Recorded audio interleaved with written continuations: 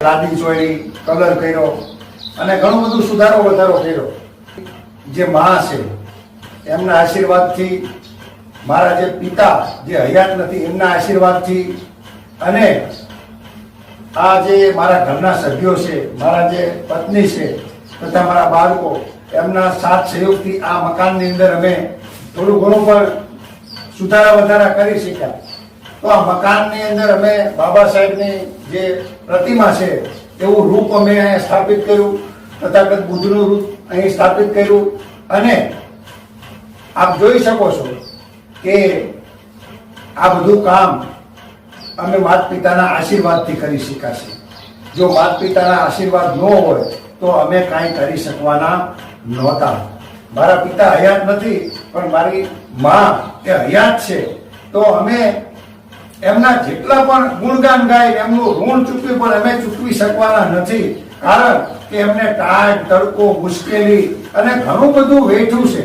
અમે તો માત્ર એમને હારું લગાડવા કે મારી બાને હારું લાગે એટલે એમના જીવતા જીવ અમે એવું ઈચ્છી કે એમનું સન્માન થાય. અમે આવું ઘર બનાવ્યું તો અમે ફૂલનો હાર લાવ્યા છીએ, તો આપણે બાનું સન્માન કરી છીએ.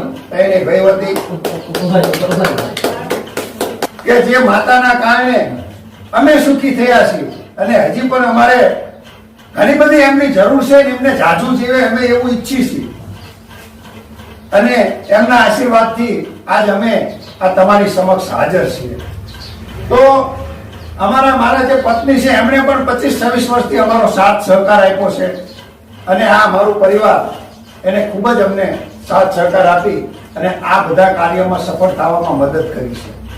તો આપણે જે અહીં બૌદ્ધ પરંપરા મુજબ જે બૌદ્ધ સંસ્કાર છે, બૌદ્ધ સંસ્કારોનું પઠન એ ચંદ્રપાલ બૌદ્ધ જેવો મહારાજ ગામના છે અને ખૂબ જ નજીકના મિત્ર છે.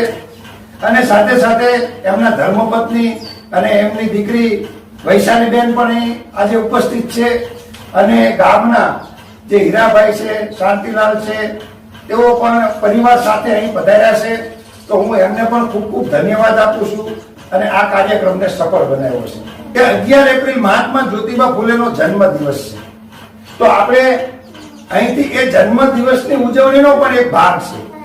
અને 14 એપ્રિલ નજીક આવી રહી છે, ત્યારે 14 એપ્રિલ પણ સમગ્ર વિશ્વમાં જ્યારે એના ઉત્સવની તૈયારીઓ ચાલી રહી છે ત્યારે આપણે આનંદ ઉત્સવ તો કરીએ જ છીએ, પરંતુ આપણે આવું મકાન બનાવ્યું હોય, માતા પિતાના આશીર્વાદ હોય. મહાન પુરુષોએ કીધું છે કે નીકળો બહાર મકાનો છે, જંગ લડો બેઈમાનો છે. જો આવું આપણે મકાન બનાવ્યું હોય, અંદર સારી ઠંડક હોય, તડકો ન હોય, તાપ ન હોય, પણ જો એસો આરામ માટે આપણે આવું મકાન બનાવ્યું હોય અને જો આરામ જ કરવો હોય તો ધિક્કાર છે એવા મકાનને. તો શું તમારે એસો આરામમાં પડ્યા રહેવા માટે લાદી ચોડવી છે? એસો આરામમાં પડ્યા રહેવા માટે તમારે કલર કરવા છે? તો નહીં. તો 14 એપ્રિલના દિવસે આપણે આ સંકલ્પ લેવાનો હોય, આ ઉત્સવમાં જોડાવાનું હોય, કોઈ મનોરંજન માટે નહીં. એક દિવસ આપણે બાબા સાહેબને આપવો જોઈએ. તો મિત્રો, અહીં આપણે એક વાત એ પણ કરવી છે કે બિહારની અંદર જે બીટી એક્ટના માધ્યમથી મહાબોધિ મહાવિહારને કબજો કરવામાં આવ્યો છે અને ત્યાં ગેરબૌદ્ધોનો કબજો છે, જે સવર્ણ હિન્દુ બ્રાહ્મણ સમાજનો ત્યાં કબજો છે. તો એ મુક્ત કરવા માટે આજે એનો 51મો દિવસ છે. એટલે કે હું બૌદ્ધ છું અને હું એ રસ્તે ચાલવાના પ્રયત્નો કરું છું, એટલે હું એ દિવસો ગણું છું કે આજે બૌદ્ધ સમાજ મહાબોધિ મહાવિહારને મુક્ત કરાવવા માટે કેટલા દિવસથી બૌદ્ધ ભિક્ષુઓ ઉપવાસ ઉપર બેઠા છે, બૌદ્ધ ઉપાસકો ત્યાં તેમને મદદ કરી રહ્યા છે. અને આવી ગરમીમાં એ બીટી એક્ટને રદ કરવાની વાત કરે છે. તો આ બીટી એક્ટ છે શું તે આપણને ખબર હોવી જોઈએ. પરંતુ અહીં આપણે વિશેષ વાત નહીં કરતા, સરકારને પણ અહીં આપણે મોટા અંકેવાડિયા ગામની અંદરથી સમગ્ર સાથી મિત્રો તથા કરુણામૂર્તિ બૌદ્ધ વિહાર જેનું સંચાલન ચંદ્રપાલ બૌદ્ધ કરી રહ્યા છે, એમના માધ્યમથી આપણે અહીં સરકારને પણ એક સંદેશ દેવા માંગી છીએ કે તમે વહેલી તકે બીટી એક્ટને રદ કરો અને બૌદ્ધ સમાજને ન્યાય આપો અને એ જે ગેરબૌદ્ધોનો કબજો છે એમાંથી બૌદ્ધ વિહારને મુક્ત કરો.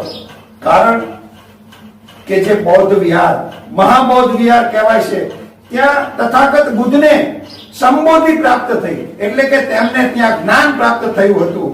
અને એટલા માટે એ બૌદ્ધો માટે પવિત્ર વિરાસત છે, મુખ્ય વિરાસત છે. એટલે વહેલી તકે એ બૌદ્ધ વિહારને મુક્ત કરો. આજે આપણે દુઃખની વાત કરવી છે, કારણ કે આપણે બધાએ એ અનુભવ્યું છે કે 26મી જાન્યુઆરી 2001 ની અંદર જે ધરતીકંપ થયો હતો, તો આ કેવો ધરતીકંપ હતો આપણે સૌએ અનુભવ્યું, એટલે સમજાવવાની જરૂર નથી. પણ આ મકાનો હલવા માંડ્યા, લોકોમાં દોડધામ મચી ગઈ, લોકોમાં સમાચાર આવવા માંડ્યા કે ગુજરવદીમાં મકાન પડ્યા, ટીકરમાં પડ્યા, ધનાળામાં નુકસાન થયું છે, નગરામાં પણ ગાડીઓ હતી તો એની ઉપર દિવાલો પડી. તો આવા બધા સમાચાર આપણે સાંજ સુધીમાં લીધા કે ભયંકર, જેને તબાહી મચાવી એવો ધરતીકંપ થયો છે. તો આપણને બધાને ખબર છે કે ધરતીકંપ કેવો હોય અને ધરતીકંપ આવે તો આપણી હાલત શું થાય, આપણે સૌ જાણીશું. તો એ મહા વિનાશકારી જે ધરતીકંપ હતો, એ ધરતીકંપને આપણે આજે પણ યાદ કરીએ છીએ. તો એ સમયમાં હજારો નહીં લાખો લોકોએ જીવ ગુમાવ્યા. તો એ વાત આપણે એટલે કરીશું કે થાઈલેન્ડ, બેંકોકમાં, બર્મામાં એક એવો ધરતીકંપ થયો. હજી શોધખોળ ચાલુ છે. 7.7 ની તીવ્રતાનો એ ભૂકંપ આવ્યો. અને જે બૌદ્ધ રાષ્ટ્ર હતું, થાઈલેન્ડ, બેંકોક, બર્મા, તો બહુ મોટું નુકસાન થયું છે. અને અત્યાર સુધીનું સર્વે એવું કહે છે કે 100 કરતા વધારે વિહારો એ નષ્ટ પામ્યા છે. અને લગભગ 1200 કરતા પણ વધારે બૌદ્ધ ભિક્ષુઓ ના પ્રાણ નીકળી ગયા છે.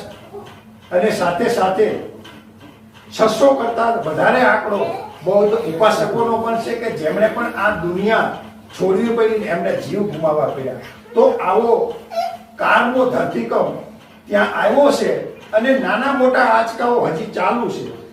જે લોકો હયાત નથી અને જે લોકો હજી ઘાયલ છે, જેમને કંઈક સરકારી સહાય મળી છે, દેશ વિદેશના લોકોએ પણ ત્યાં સહાય પહોંચાડી છે, તો તેમનું આરોગ્ય અને જે લોકોને કંઈક શારીરિક તકલીફ થઈ હોય તો એ લોકો જલ્દી સાજા થાય, આપણે એવી મંગલ કામના કરીશું.